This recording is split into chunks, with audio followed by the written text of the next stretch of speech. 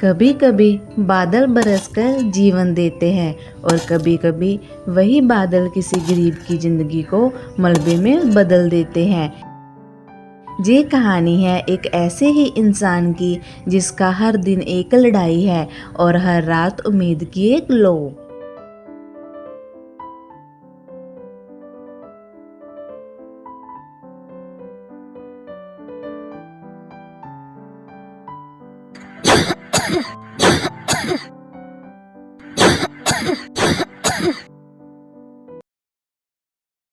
बाबा, बहुत भूख लगी है और पेट में दर्द भी हो रहा है। ओह मेरी रानी बिटिया, थोड़ी देर और सह ले बाबा। अभी काम से लौटेगा तो दवा भी लाएगा, खाना भी। रघु को पता नहीं था कि आज की बारिश केवल पानी नहीं लाएगी, एक तूफान लाएगी उसकी पूरी दुनिया को बहला जाने के लिए।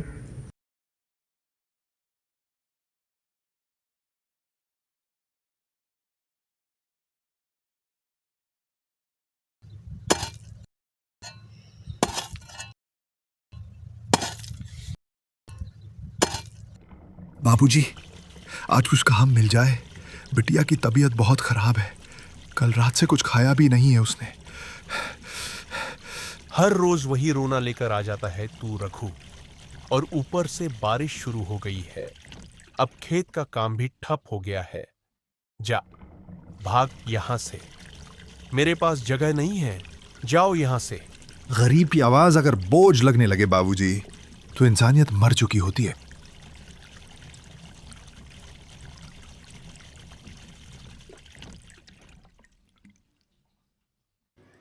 तेज आंधी और बारिश में रघु दौड़कर घर आता है। गुड़िया, गुड़िया, ओ मेरी बच्ची, ठीक तो है ना तू? छत गिर जाती है और दीवार टूटती है। रघु किसी तरह गुड़िया को बाहों में ले लेता है और घर के बाहर निकल आता है। बाबा, हमारा घर टूट गया, अब हम कहाँ रहेंगे? जहां मेरा बच्चा जिंदा है वहीं मेरा घर है। चल, किसी से मदद मांगते हैं। मुखिया के दरवाजे पर भीड़ नहीं, केवल रघु खड़ा भीगता है। मुखिया जी, घर गिर गया है, बच्ची बीमार है, कोई छत दिला दो, एक वक्त की रोटी। अगर सबकी मदद करने लगे तो मेरा खुद का घर बह जाएगा। सरकार को फोन कर ले, वो भेजेगी राहत। रघु सेठ श्यामलाल के पास जाता है।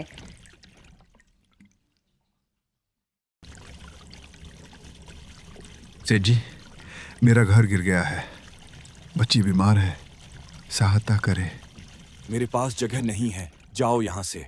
श्यामलाल दरवाजा बंद करता है। रघु अकेला खड़ा रह जाता है। रघु की कोई सहायता नहीं करता। जिनसे उम्मीद होती है अगर वही मुंह फेर ले तो इंसान भगवान की तरफ देखता है, और वही रघु गया। मेरा घर गिर गया है, बच्ची बीमार है, सहायता करें। मंदिर सबका है बेटा, तू और तेरी गुड़िया जब तक चाहो यहाँ रह सकते हो। अंदर प्रसाद भी थोड़ा है। बाबा, यह जगह बहुत शांत है, डर नहीं लग रहा? ये भगवान का घर है बेटी, यहाँ डर भी थक जाता है।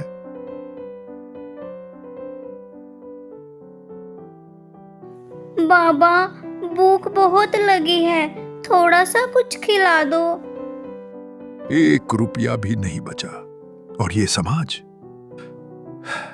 ये समाज तो गरीब की भूख से मुंह फेर लेता है। राहत दल आता है। मंदिर में आश्रय लेने वालों को खाना दवाई दी जाती है। सबसे पहले इस बच्ची को देखिए, इसे बुखार है और ये आदमी 2 रातों से भूखा है। रघु जी, अब चिंता मत करो, आप और आपकी बेटी हमारे कैंप में रहेंगे। इलाज, खाना, कपड़े सब सरकार देगी। बाबा, अभी सब ठीक हो जाएगा ना? हाँ बेटी। रघु, पीछे की जमीन पड़ी है। चाहो तो उधर खेती कर सकते हो। क्या सच में? मैं बहुत आभारी रहूंगा पंडित जी। रघु खेत जोतने लगता है। एक दिन उसका फाफड़ा किसी चीज से टकराता है।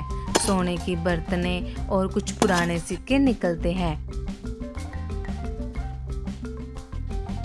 बाबा ये क्या है? ईमानदारी सबसे बड़ी दौलत है। चलो इसे पंडित जी को दिखाते हैं। रघु मंदिर में जाकर सब पंडित जी को सौंप देता है। जब नियत साफ हो तो भगवान भी खजाना सौंप देते हैं। ये आपका है, आपकी जमीन से निकला है। नहीं रघु, ये तेरे कर्मों का फल है। मंदिर के पीछे की जमीन भगवान ने तेरे लिए ही सौंपी थी। रख ले और कुछ अच्छा कर इससे। जब नियत साफ हो तो भगवान भी खजाना सौंप देते हैं। रघु मिट्टी, पत्थर और गांव के कुछ मजदूरों की मदद से एक सुंदर पक्का नींवदार घर बनाता है। दीवारों पर गौमूत्र और मंदिर की पवित्र राख का छिड़काव करता है। बेटा रघु, ये घर तो मंदिर जैसा लग रहा है। जब घर की नींव में आशीर्वाद हो तो वो मंदिर ही बन जाता है काका। गांव में फिर तूफान, पेड़ गिरते हैं, घर ढहने लगते हैं। मुखिया और सेठ के मकान टूट जाते हैं। अरे हमारा बंगला पानी अंदर घुस गया। हमारे जैसे लोगों के साथ ये हो रहा है। भगवान, मंदिर तक का रास्ता भी बंद है। रघु अपने घर में बैठा हुआ है। चारों तरफ बारिश है, लेकिन उसका घर एकदम सुरक्षित है। बाबा क्या हमारा घर भगवान ने बचाया? तेरी मुस्कान और हमारी मेहनत दोनों का आशीर्वाद है बेटी। दरवाजे पर खटखटाहट होती है। सेठ और मुखिया भीगे हुए खड़े हैं। रघु, हमारी मदद कर, हमारे पास अब कुछ नहीं बचा। हमने तुझे नीचा समझा, मगर तू तो इंसानियत में हमसे ऊंचा निकला।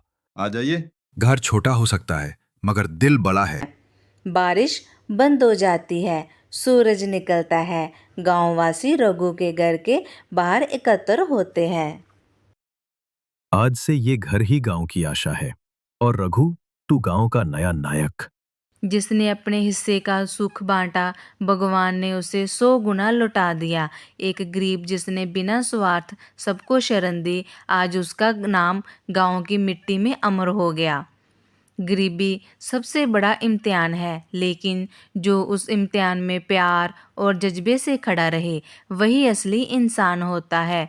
रघु ने साबित कर दिया कि एक गरीब बाप भी अपनी बेटी के लिए दुनिया से लड़ सकता है।